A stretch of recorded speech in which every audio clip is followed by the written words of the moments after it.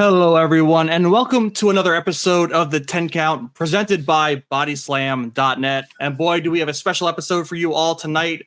We have a big interview ahead of us, so please welcome our guest at this time. You've seen him in CZW, AEW, GCW, and ROH. He's a former, correct me if I'm wrong, Creative Pro Wrestling champion. We have a former 0-1 USA Northeast Heavyweight Champion, former Chaotic Wrestling New England Champion, and fellow Long Islander. He is Bear Bronson. Welcome, my friend. How's it going?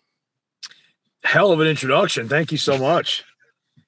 Anytime, man. It's a pleasure to have you here. We're pumped up. You're our first ever professional wrestler that we're interviewing on the pod, so we're super excited to have you. Wow, and thanks for joining us, man. Oh shit, that's awesome. So Bear, let me ask you. Let's start from the beginning. When did you know that you wanted to become a professional wrestler?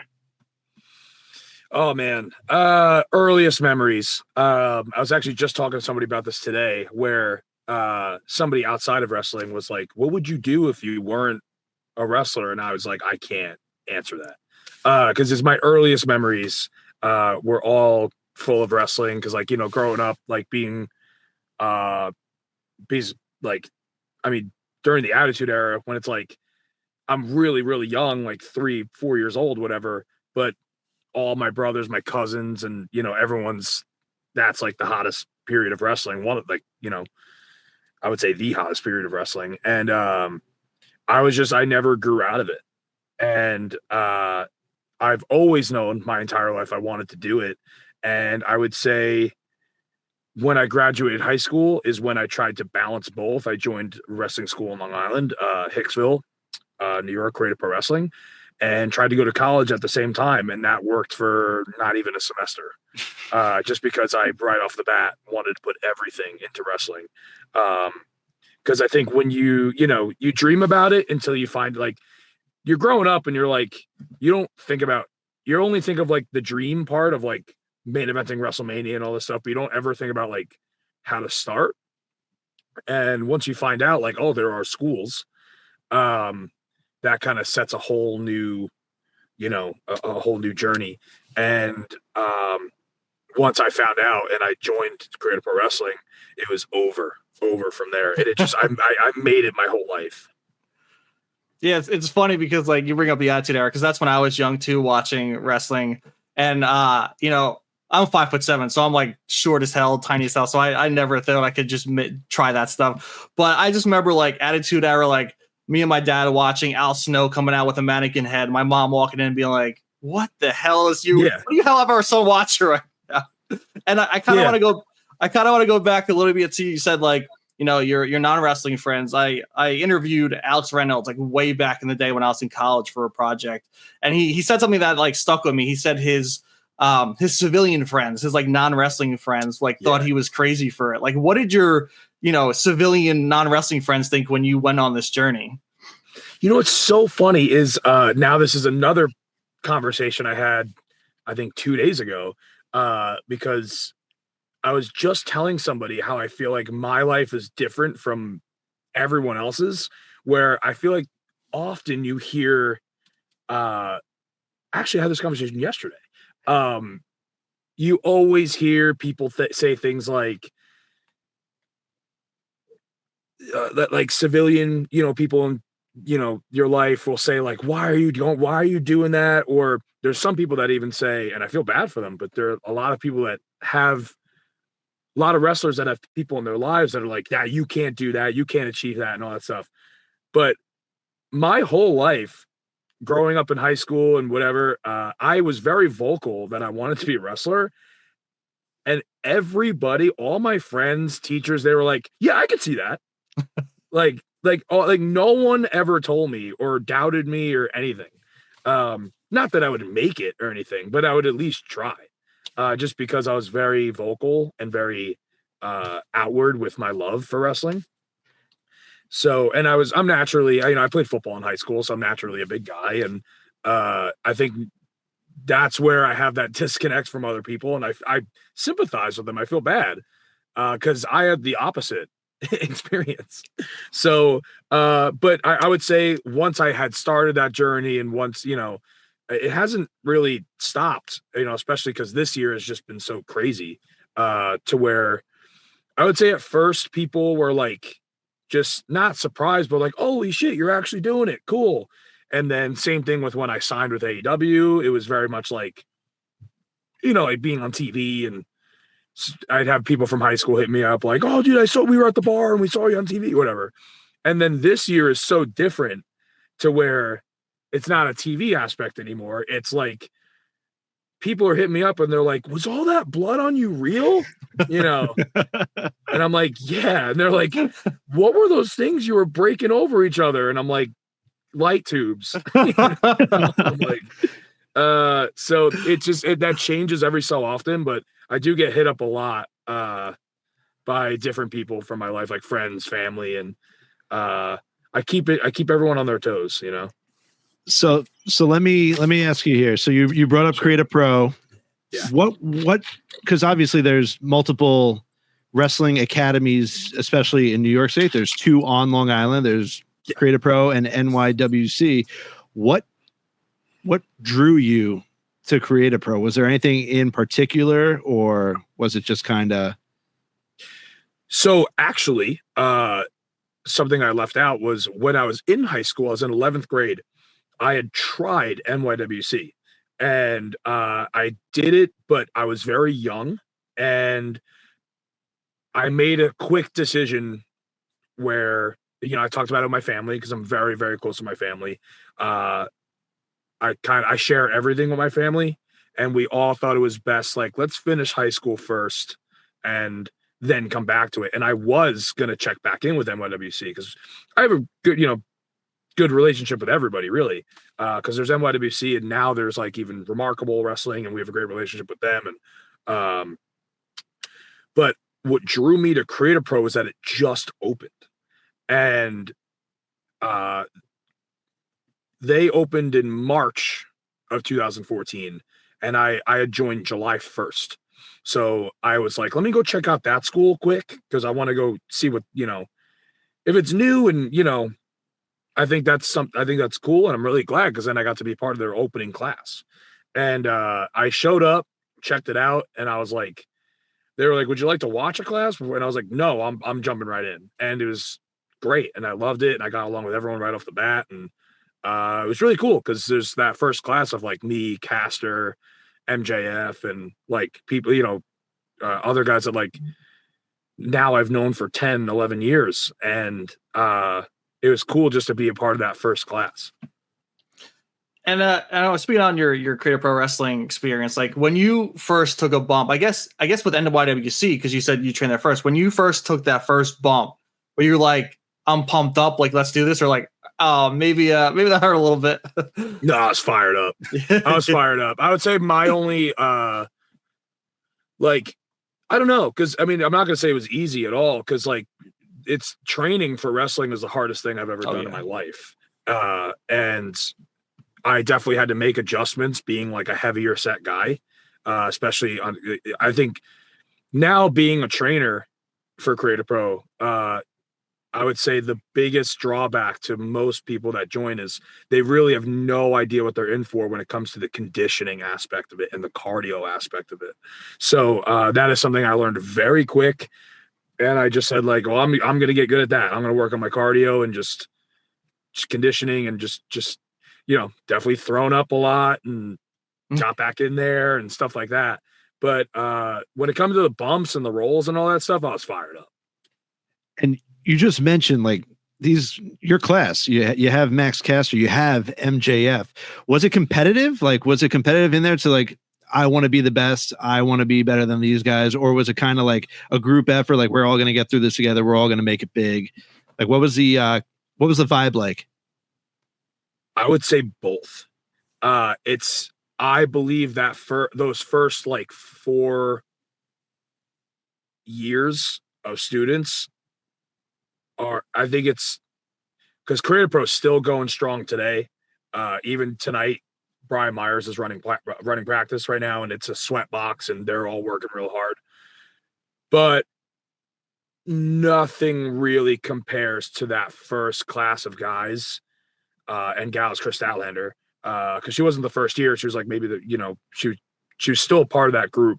But it was a mix of like, we all formed a really strong bond, but it was also like a push each other to be better than we are today right now, like sort of thing.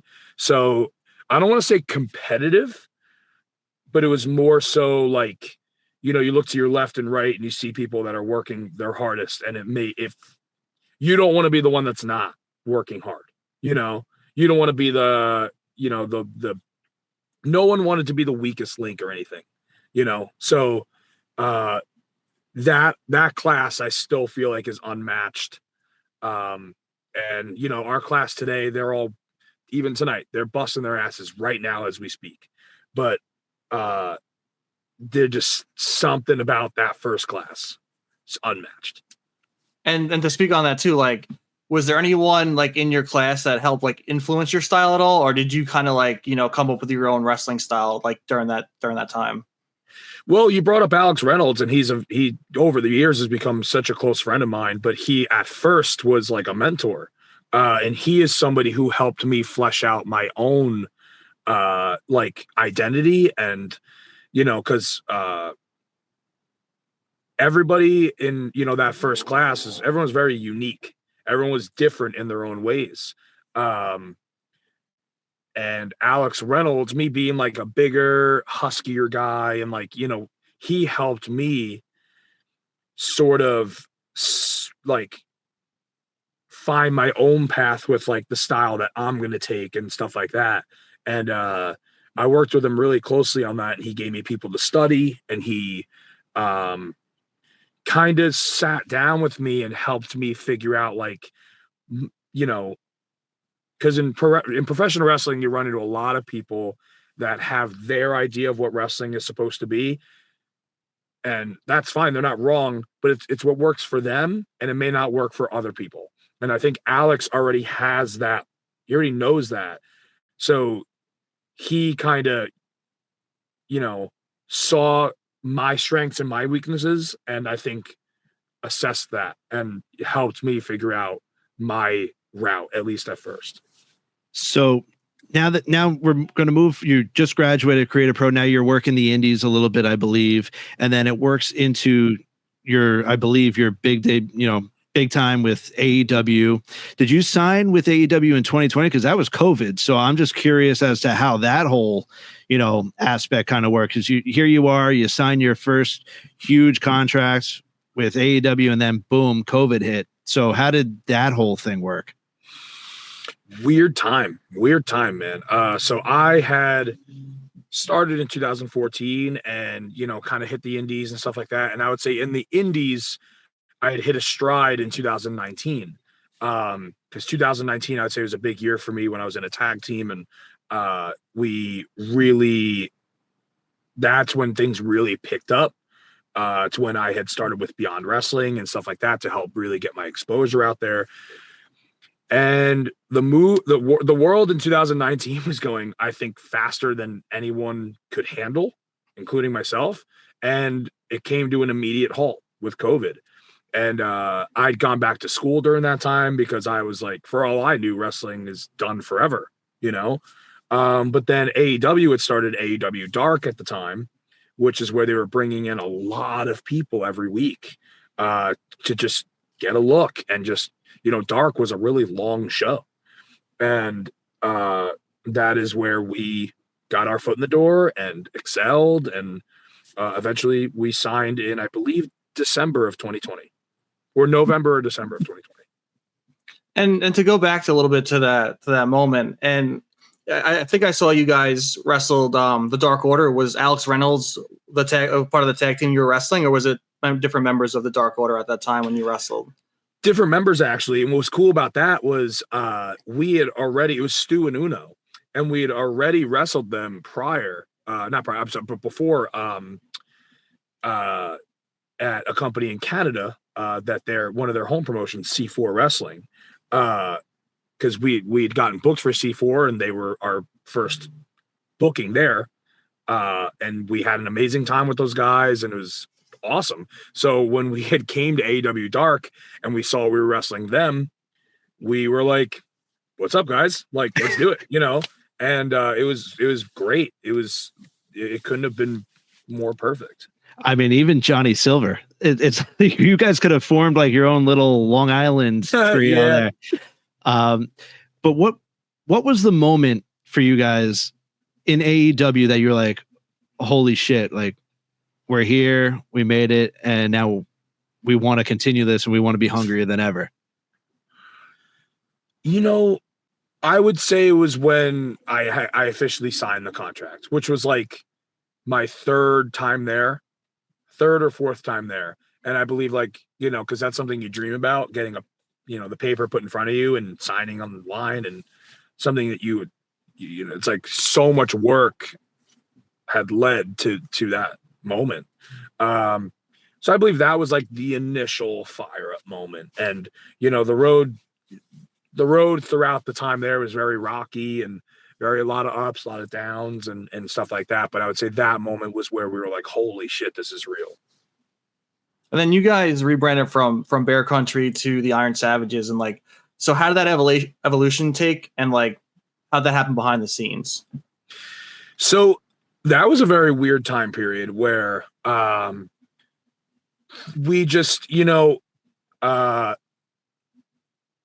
this is where, I'll kind of just give you my honest thoughts here. Yeah. If I could go back and change things, I would say no to things. Because I just very much am the type, at least during that time, where I prided myself on being a good soldier and being like a not problematic, a good hand, and I would say yes to everything. And ultimately, I do think that is what killed us as Bear Country, because then you started seeing us, lose in 30 seconds and stuff like that and just get destroyed. And at the time I thought like, oh no, we'll be rewarded later. Like this is the right thing to do. It's not about us, it's for the company and stuff like that. And I wish I was more selfish. So when you have a gimmick like Bear Country, where people were so used to us being the destroyers, and now we are getting destroyed. I think that's where, because at the same time too, while I believe our stock was definitely going on the downwards, you have these two killers that just came into the company, the Gates of Agony. And, I feel like I have the ability to put myself in a booker's shoes and say, okay, at this point in time, if I need to put a team of killers on TV, am I going to use Gates or am I going to use Bear Country? And I would literally say I would use Gates of Agony at that point in time.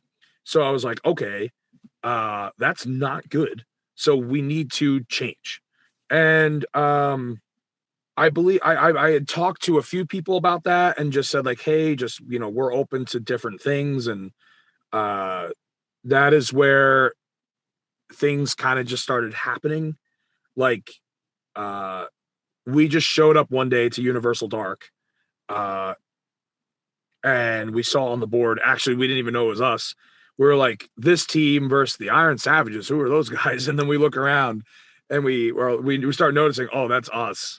And I wasn't a fan of the name, but I'm not going to bite the hand that feeds, right? Like, I'm like, okay, like, I do think I'm somebody that could be handed something and try to make chicken salad out of chicken shit, not that name was bad or anything, but I still don't even know what that means. So there was that small initial period where the Iron Savages were just Bear Country without the bear logos. And that was where we were just lost.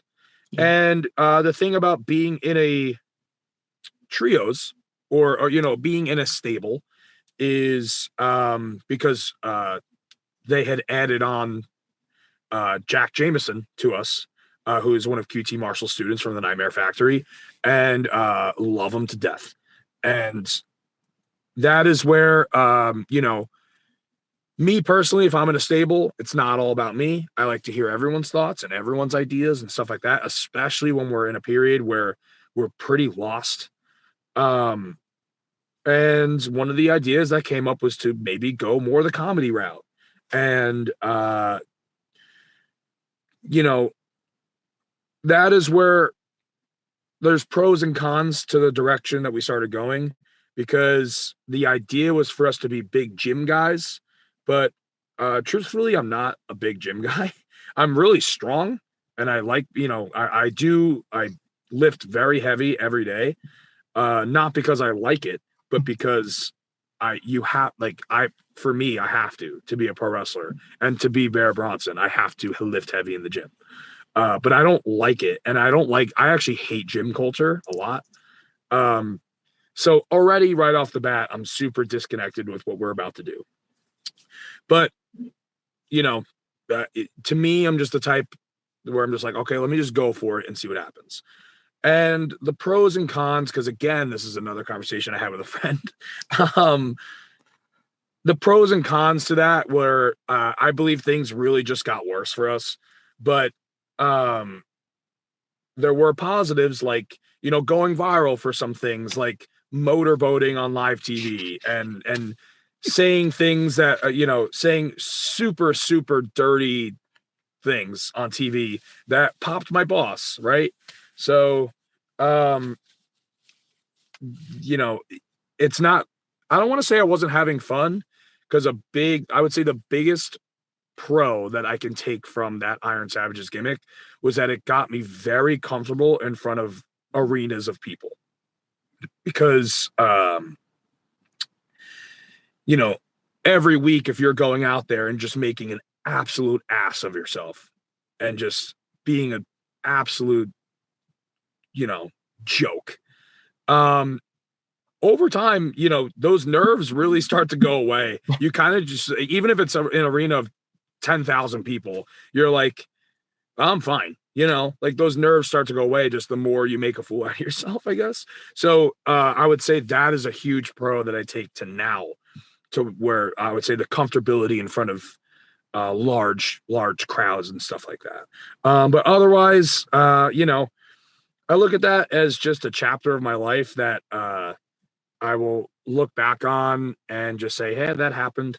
And there are funny stuff. Like, there's funny stories from that time period. Like, you wouldn't know this just by looking at how we were utilized, but our boss loved the motorboating. That's all. It ended up being a thing where I did it as a joke against the Guns, and it's all he wanted to see. So he would, in his mind, us getting killed in 30 seconds every week on Collision, it was like, no, like in his mind, it didn't hurt us because at least we got to do the motorboating. And he called it butt munching. And that's where I felt like we were really stuck. And what's funny is, like, we would very rarely find ourselves in positions where maybe we did have 10 minutes on TV with like Juice Robinson and the Guns. And I really felt like we showed out. And it just, for some reason, that wouldn't change anything. But, you can't sit and complain about it. And it's just, that's a period of my life that happened, and it led me to where I am now. You mentioned AEW as a chapter. My last question before we get to this current chapter of GCW and the Indies again is, you mentioned Good Soldier, and clearly we see Karrion Kross right now in WWE with a tremendous Good Soldier t-shirt, the merch. We love him. We're huge Karrion Kross fans. Yeah. We love everything that he's doing. But as you're being this Good Soldier for AEW, I see you in the ring as a solo competitor. You're in that ring every single night, and you're crushing it. So was there ever like just an inkling of thought in the back of your head, like, I see where we're going right now in the tag team and the trios, but man, I really wish I can get my hands as a solo competitor right now in AEW? There were periods where that did happen. They were very brief. The first time was when my partner at the time got injured. And I had a brief run where it was when we just had gotten back to arenas. And, one of the things I'm super grateful for was I got to wrestle Darby Allin, like in front, right where Sting's at ringside, and you know, a large arena full of people. And like those are my favorite points actually of my time with AEW. Or like, you know, at one of the dark tapings, I got to have a singles match with Eddie Kingston, and it's still one of my favorite matches I've had there. And he loved it, and that's a common theme with AEW is like whether, you know, it's the singles matches or the squashes or anything like that. Anytime we worked with anybody, I feel like they really loved it. So that's something that I take a lot of pride in, and something I carry with me now, confidence-wise, going into this next journey of my life. But yeah, I highly value the singles opportunities I had there, and you know, I could say like, oh, I wish I had more of them. I wish they led somewhere, but I don't. I really just look forward, because it just, you can't change the past, you know. Let's get into GCW. I mean, June 8th, Slade versus you. Like, the one thing that wrestling always freaked me out on was like the hardcore stuff. But in that realm, in GCW, it's a whole nother level with these death matches, with the light tubes, with the barbed wire, with everything they throw at you. I think, what was it, off a crane operator? You toss Slade off. Two-part question.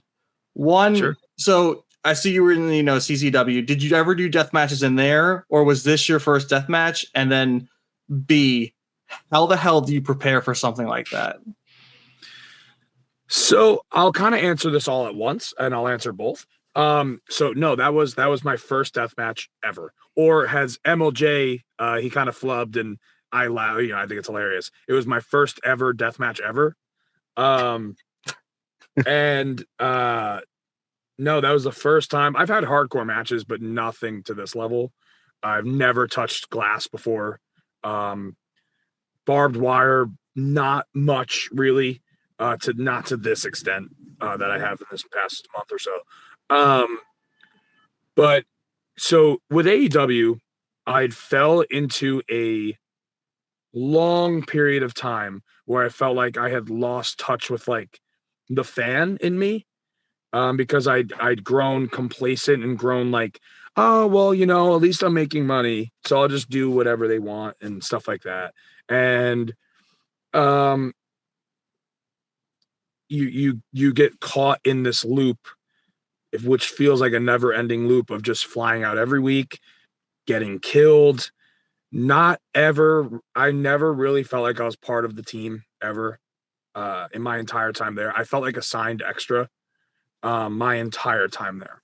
And, you know, that hurts, but it is what it is. And coming out of AEW, like when the time has finally come, there were a lot of things I wanted to attack, a lot of things I wanted to do. You know, my wife is the greatest thing that's ever happened to me. And I just, I run everything by her. And we sat down, and I was like, "Listen, this list of things. These are the things I want to do. These are the things I want to accomplish now that I have full control of myself again." But this thing right here on the list, this death match, something that she's pretty unfamiliar with at the time. I was like, that's for me. If nothing comes from that, and you know, that is just something I need to do. Because not many people know this, or they do now because I've spoken a lot about it now. But no, besides my very close friends, not really many people know or knew that I've been a deathmatch fan my whole teenage life. I think I first discovered death matches when I was 12. And I always loved it, always really kept my thumb on like what was going on in deathmatch wrestling, who the who's who was, and you know, in high school, me and my dad would go to CZW shows all the time, and you know, I've been to multiple Cage of Deaths, I've been to, you know, stuff like that, and that is where now this year I said that is just something, even if it's just once, that's something I got to do, and if everyone hates it and thinks I suck, cool, I don't care. It's just something I got to do for me. And preparing for it wise, you really can't. You know, I would just say, you know, a lot of deathmatch wrestlers and a lot of people in that world have kind of touched on the fact that I've been a very well-trained wrestler and somebody who has worked TV and somebody with that sort of experience. And I've seen it discussed how that has helped me a lot in this world, to where I do bring a storytelling aspect to it and a lot of elements that maybe are missing in most death matches. But as far as like, you know, I think we tried to count. But before that match, I'd never touched glass. I'd never touched light tubes ever. And I think we used maybe 50 or 60. Just because, like, you know, and I'm telling the promoter and I'm telling the crew, yeah, I want to use these. I want to use these. And they're all looking at each other like, yo, this is a lot of stuff. Are you sure? And I'm like, yeah, no, like, because in my head, I knew what I wanted the match to be. The scissor lift spot was my idea. It's something I wanted to do just because I like those moments in wrestling. I love when Zandig and Nick Mondo went off the roof, or Zandig and Janela. I love when Tremont times he's gone off the top of a cage. I love those moments. And I was like, I want one for myself. And it wasn't that high. Truth be told, it was actually supposed to go higher. But it does have a weight limit on it to where if it feels like it has too much weight, it'll stop itself. And I really, watching it back, I do feel like it stopped itself at the highest point, because earlier in the day we'd went up just to see how, you know, and we went all the way to the ceiling. And you know, I just don't think that was needed. I think that may have been maybe a little too much. And actually there were even water pipes where people in the building were like, do not touch those pipes or we'll flood the entire place. So I'm glad we didn't do that. And it was high enough. And it's still, even I got tags in a video today that I accepted the collaboration on, and it's watching it back, I'm like, oh man, it was cool. But yeah, pretty much, you know, that match was everything I wanted it to be. And even still to this day, the reception has been just so wild. I've never done anything in wrestling that's been talked about this much. So I'm just really grateful. And while that stuff does hurt, I found out, like, you know, now I love death matches more than ever. I love, you know, I'm in this weird limbo where, like, I have, you know, I'm very lucky that I have a lot of people in my life that care about me. And so a lot of people have reached out to me after that match and been like, hey, we're so proud of you and all this stuff, but please don't make this a regular thing. And, you know, whatever. And part of me is like, yeah, I know. But then there's really the part of me that's like, but oh man, I'm loving it. Like, I really love this feeling. And then it happened again with Beastman at the GCW Hartford show. And that match was not even supposed to be a death match. It was just supposed to be a big man match with no weapons. And that day I was asked, hey, would you guys like to use weapons? And I was like, well, are we allowed to? Like, what does the building allow? I thought this was like a commission state, you know? And they were like, oh no, you guys could do whatever you want. And I was like, yes.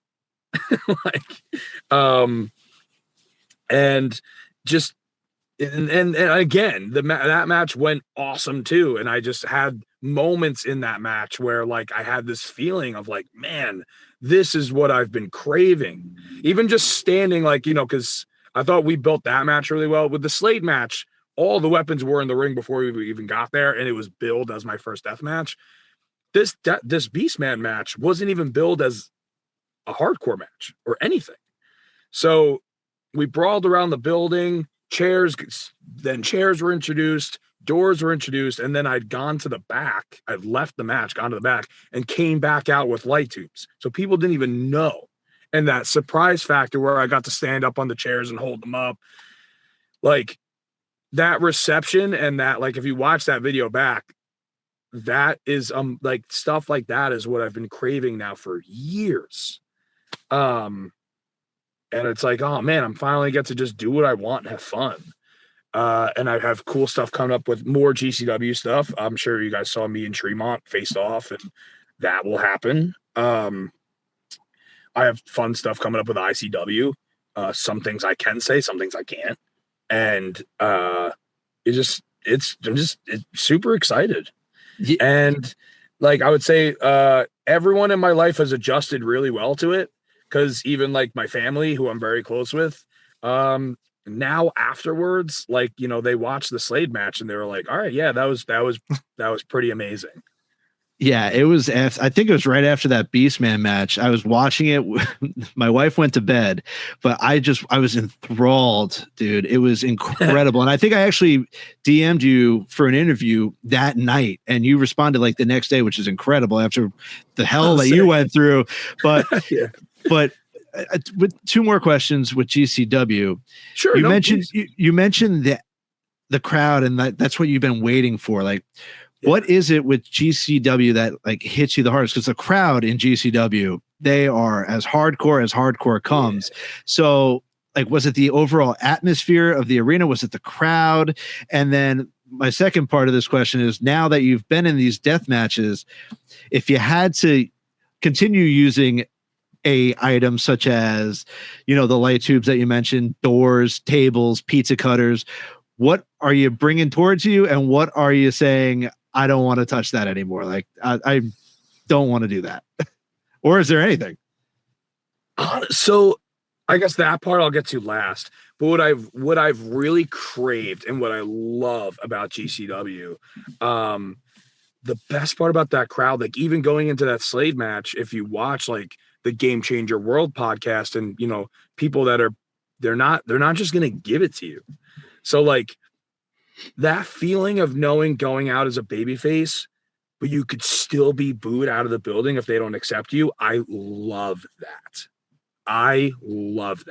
Like, I love, like, because I've had a lot of people warn me, like, oh, like, you know, if anything, like, you know, if they don't accept you, if they don't like you, like, you know, they're just toxic. And, you know, the deathmatch Facebook groups, they're all just toxic, whatever. I'm like, no, I fucking love that.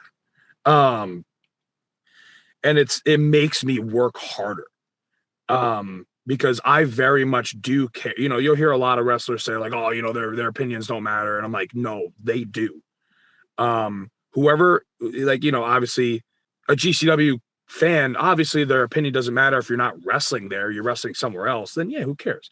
But if you're wrestling for GCW, I very much care about what these people think. And I love that dangerous feeling. I love that, like, going out before that Slade match. Like, I loved knowing like this could either go really good or really bad. Not in a physical danger sense, but like there were people that were like, hey, if they're booing you and, you know, whatever, they don't think you're cool or whatever, like don't mind them, you know, stuff like that. And I was like, no, I'm gonna win these motherfuckers over. Like, I'm gonna do it. I refuse. And I did, and it's great. But like, I love that environment. I loved how ECW was the same way. If they didn't accept somebody, if they're a baby, it doesn't matter.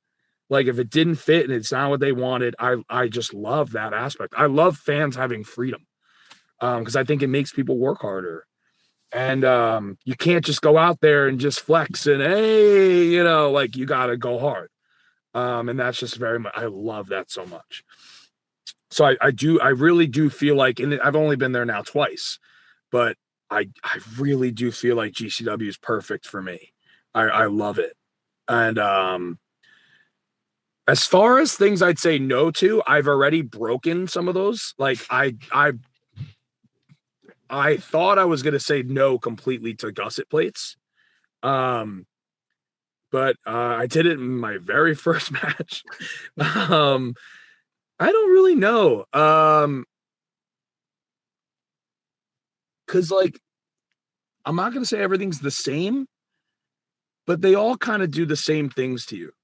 Like, maybe besides, like, I don't know, That's a good question. I don't know. I guess I wouldn't do like maybe like razor boards. I think that's a bit much. But I'm also the way I think it's all for the match. So if initially I might say like, no, fuck that weapon.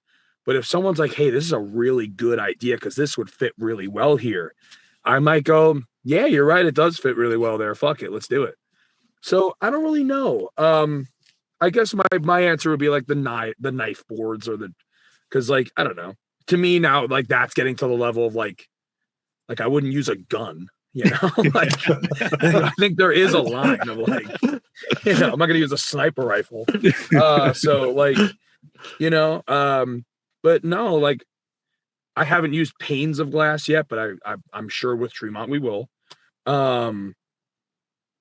And I don't know. To me, I love this. I love that stuff that explodes and fucking, so, that question the answer to that question might change over time, but so far there's nothing really that I don't, unless someone wants to take an ice cream scooper and scoop my eyeballs out or something. But, I don't know, but no, I'm just having a lot of fun.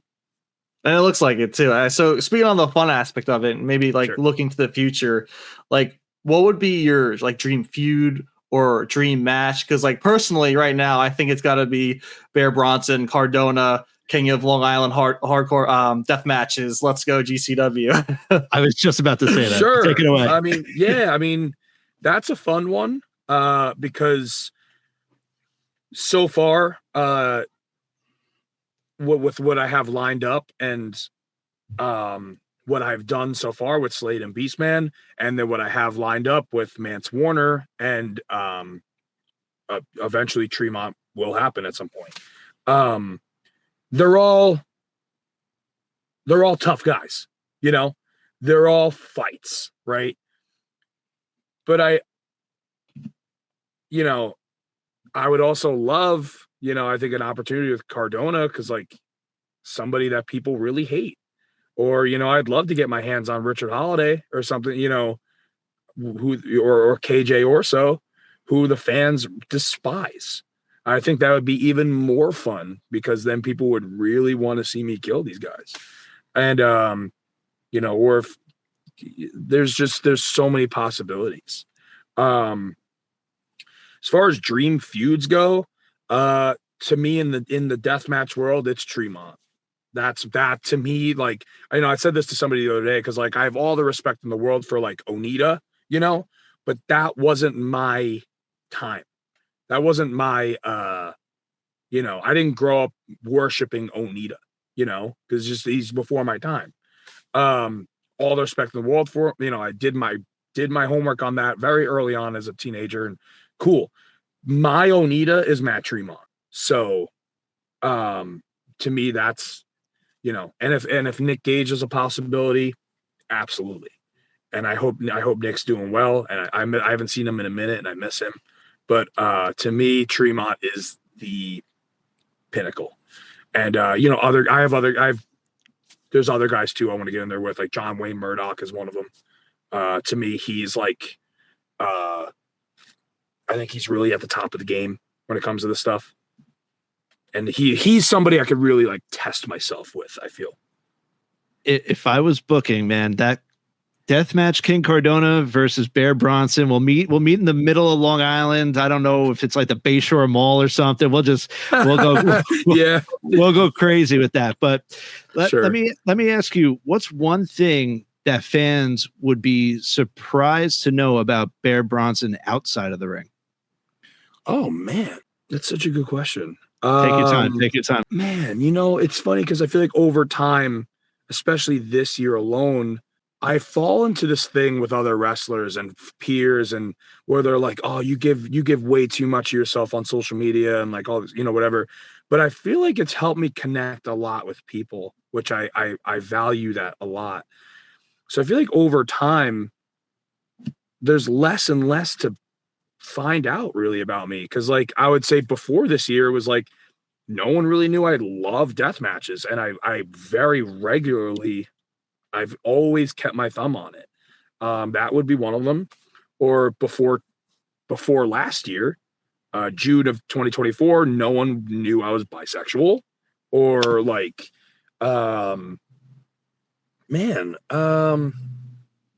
it's hard because my whole life is wrestling.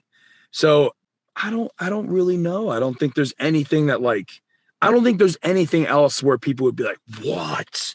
You know? Can I mention something too real quick? Sure. So I want to go back to what you said about social media and people saying you might be giving yourself too much on social media, but like Justin and I are big fans of when wrestlers like you know, like Karrion Kross are going out there and posting things on social and making yourself know. Cause I feel like it's a new day and age where like, you know, a lot of kayfabe is kind of like dead in a sense.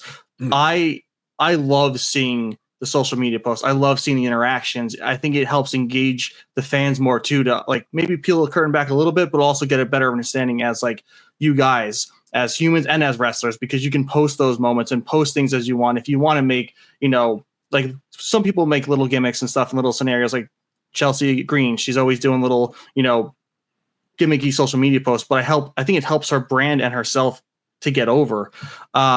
So I'm a big fan of it. I know Justin's a big fan of it. So I keep doing it.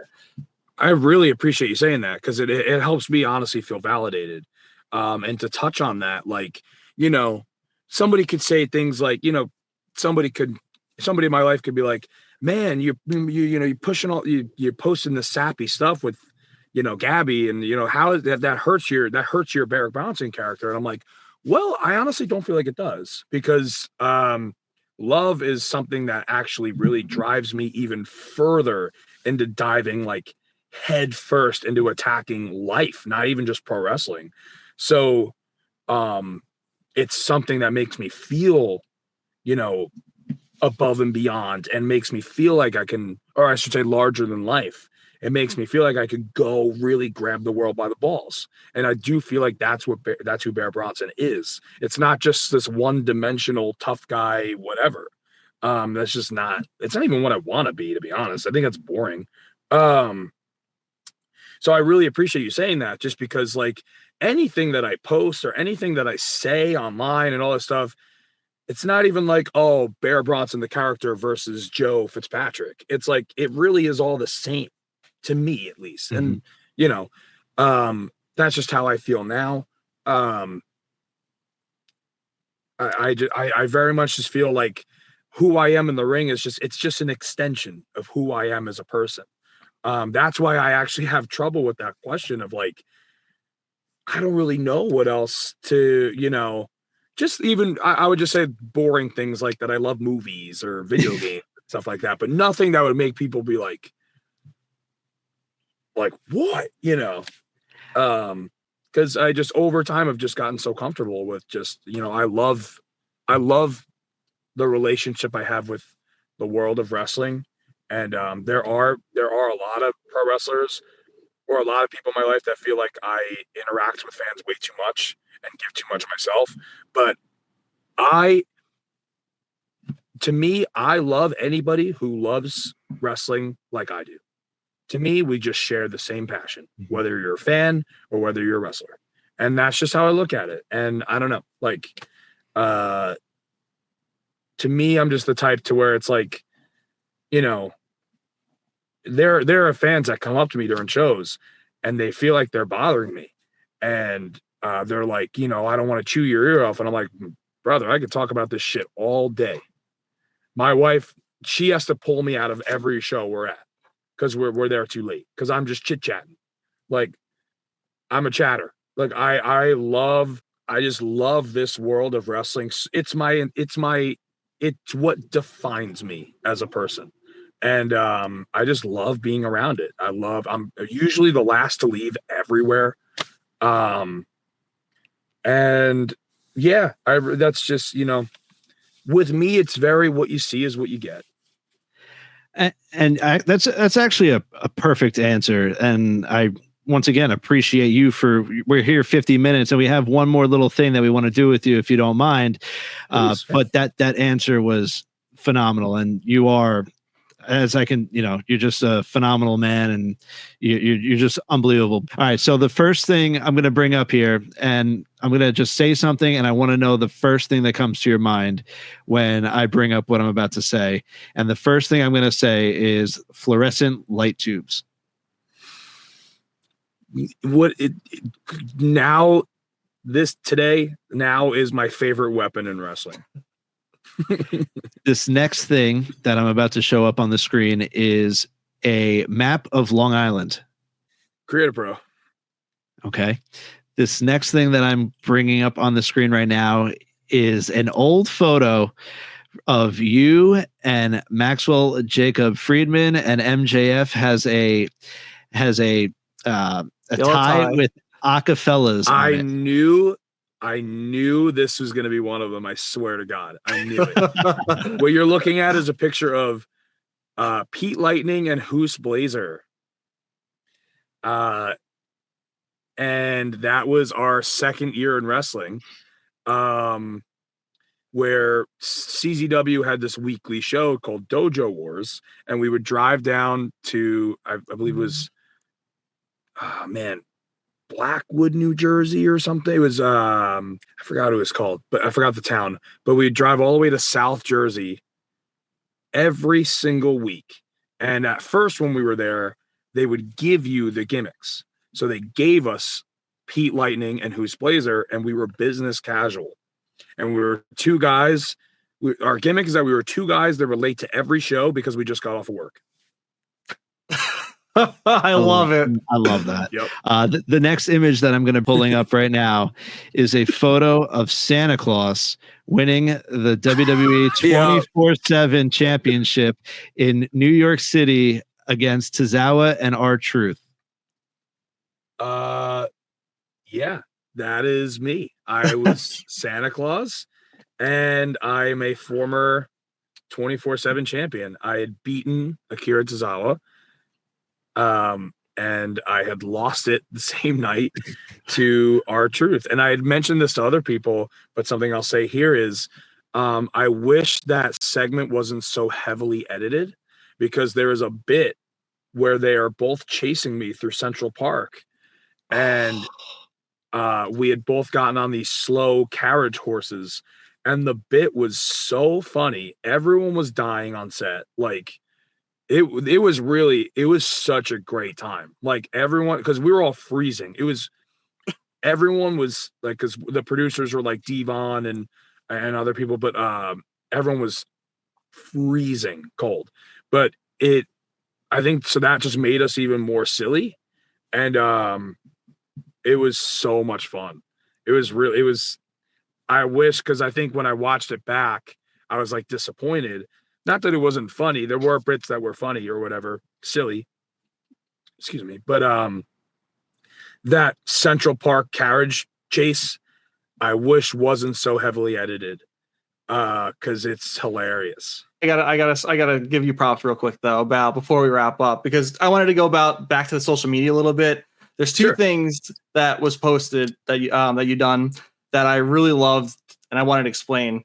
So one was your wife catcalling you when you're, walking back behind the curtain. I thought that was awesome. It just shows like your guys' relationship, and like it's so perfect. And the other thing is you have Bear's Summer of Violence, and that just got me hyped up to see what you have coming forward with your rest of your summer, with it coming to a close. Oh yeah.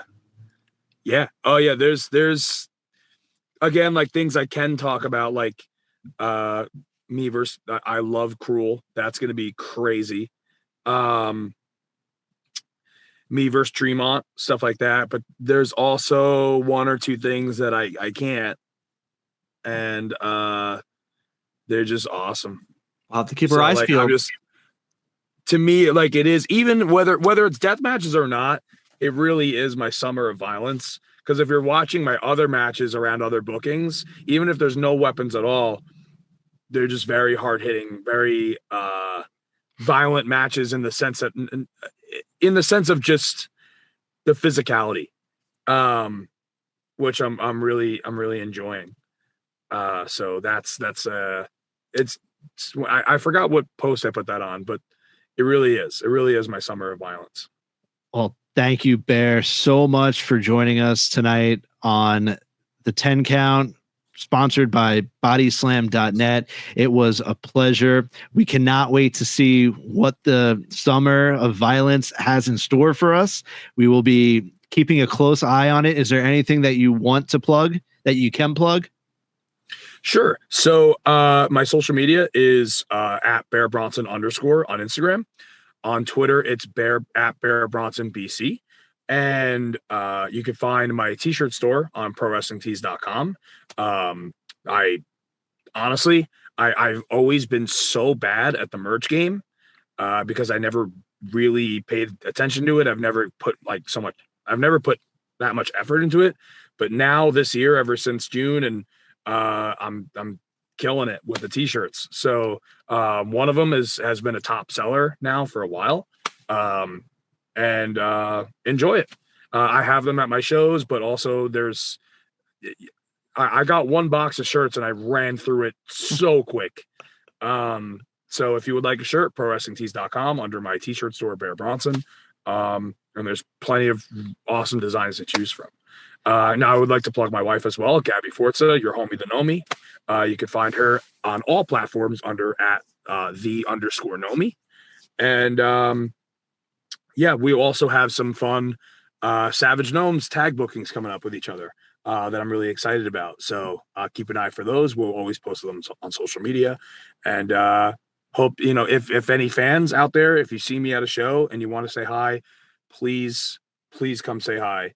And it just, never feel like you're bothering me or anything. Well, thank you so much. It was an honor and a pleasure to spend this time with you.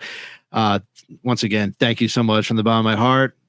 For all you listening, thank you for listening. Thank you for watching. Until next time, we are out. Oh, thank you. Oh, thank you. Oh, thank you.